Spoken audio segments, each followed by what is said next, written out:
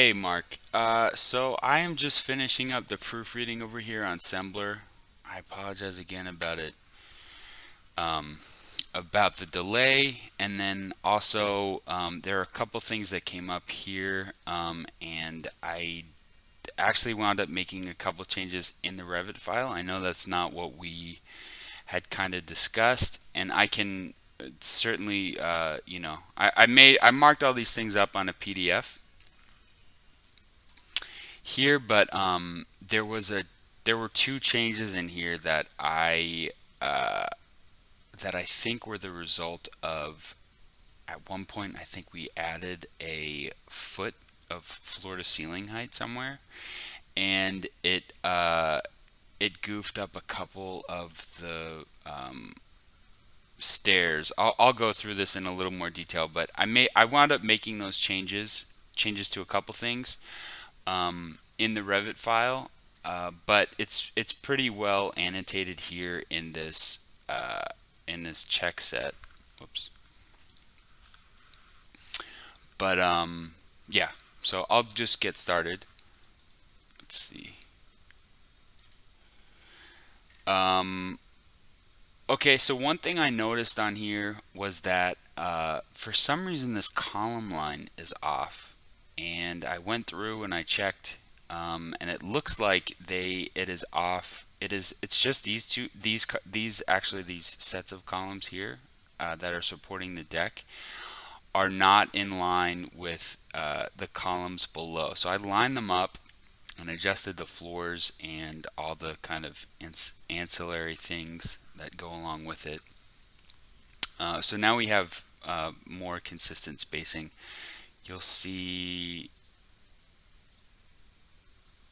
like in here, we had just some funky spacing that I saw. So I was just like, what's going on there? And it looks like, we can see in elevation that this is off. And I don't think, I'm assuming that this was probably actually something that I did, um, earlier on in the design process. So I don't think this should reflect poorly on the India team by any means. Um, this was off too. I tried to go back and see where these kind of when some of these things occurred. Um, and maybe this is more of a QA QC issue with me as the designer for this, or the Revit modeler. Um, but there were it was two or three things that I didn't pick up on before, so I caught them now, which I guess is a good thing. But maybe we should have got them before. Anyway, so this was another thing, is that the columns that are supporting this floor system. Although I do think these were actually in there. I'm not sure what happened here, but possibly there was a beam, maybe. Um, but I just had them connect to the deck above. Another thing is that these were a bit off.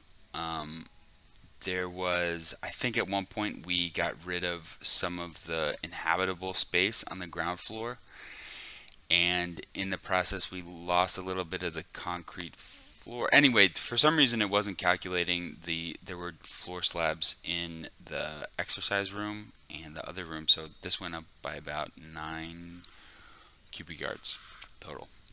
The slabs weren't getting calculated, so that looks good. Now let's go to the next page. And the window and doors looked fine, as you could see going through. There were a couple things off with the space schedules that were just getting adjusted. Partially that is from moving this column and then moving the floor, respectively. And then for some reason this deck here, deck number 2, which is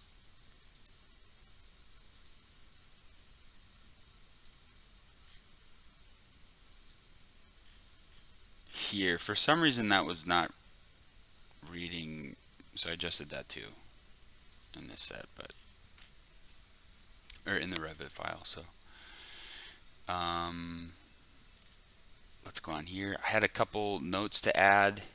Um, just on wall type, our louvered panel, and a siding note here. I actually wasn't sure. I know we changed the material here, if this gets siding, like the lap siding, or if this is getting like a smooth finish siding. I forget. I think you did mention that at some point, but it's not noted in the drawings, and I think we should. Certainly we should note it, and if it is going to get the lap siding, we would need to change the wall type for that too.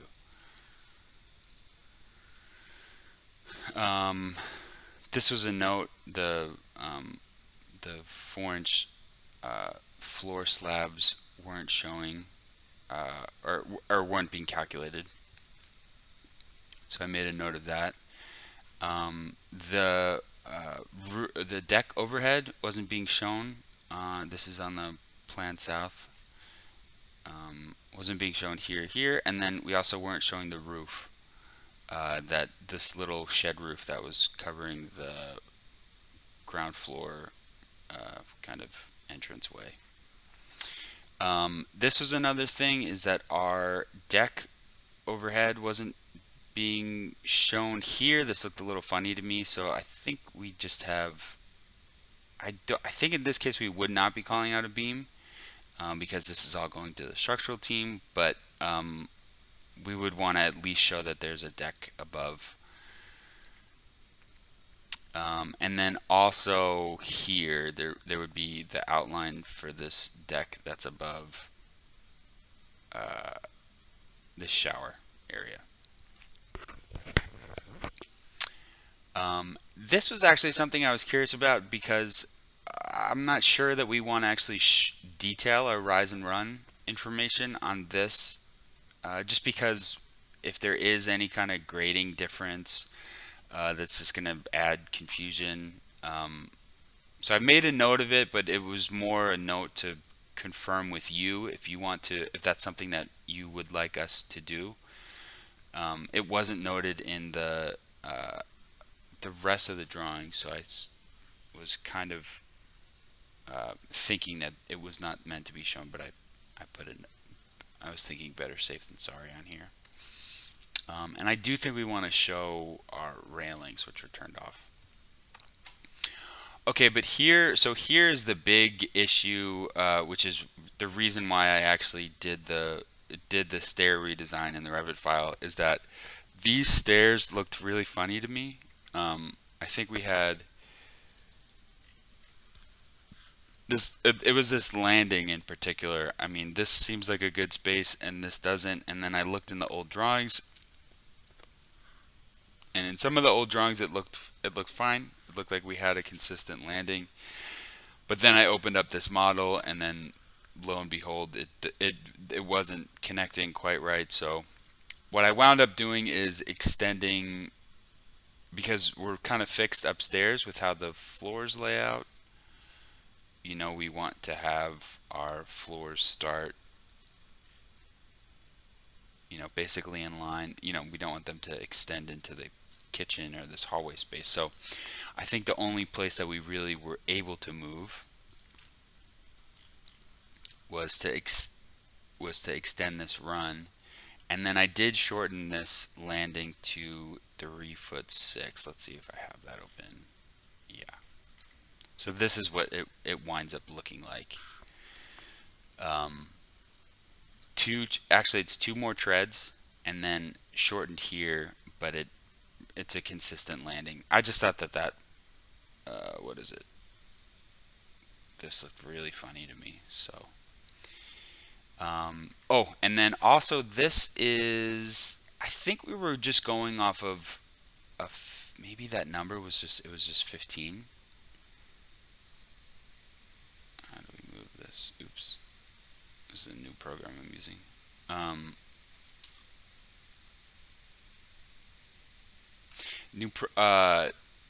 this was just 15, but I think what the intention is to have this touch.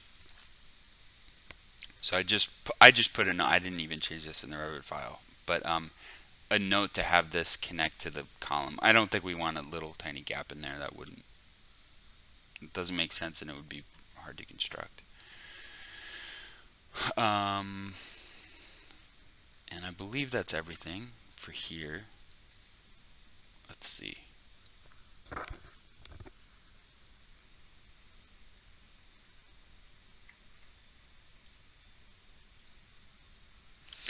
Okay, so this was just a note for those dimensions being a little funny. And like I said, I made that adjustment to these columns, and then our spacing looks fine now.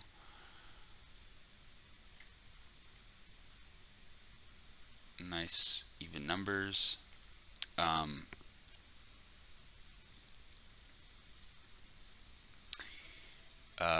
Couple things we're missing. We actually had, and I think this is actually this would be like a view template issue. Um, just because our decks are, 4 inches below the bottom of our view range, so it wasn't showing this open deck here, or the outline for the deck, the outline, and I guess the railing too. Um, and then the outline actually on this wasn't being shown, but it was kind of covered by the railing, so it wasn't as obvious. But here it was pretty obvious. So, and looking further into it, this sure enough, the deck wasn't being shown at all. Then we had just a dimension here. I know this was in our checklist of things to be removed. Is the distance between the countertop and the island. So made a note there. And I just thought in here that it would make sense to have an overall dimension for, from the edge of the deck, the very furthest point on the plan south, to the very furthest point on the plan north, which was missing on here. But all the other dimensions make good sense, and I think it would have been fine without it. But just for, I know that dimension can be useful for the entitlement process.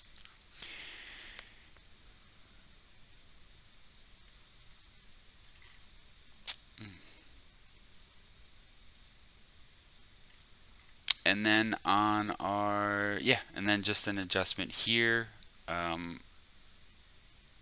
cleaning up these dimensions, and everything else was pretty clear.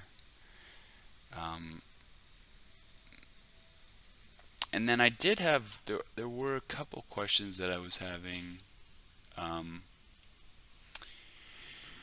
that I could send these as a separate email or include it in the email. There were a couple questions, they for some reason they change, and maybe this is something that we should, or hopefully this does get brought up in our kind of internal team meeting, talking about the window and trim kind of best practices.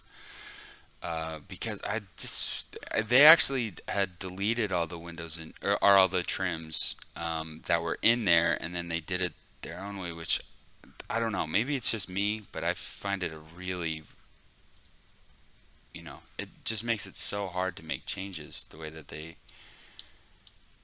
do it. But maybe there's an advantage to it that I'm just not seeing. So I feel like I should give them the benefit of the doubt, but yeah, they're all in one grouping, so it's kind of hard to make those changes. I'm not sure why there's got to be a reason why they do it. So, but that was a question that I have, and then let's see.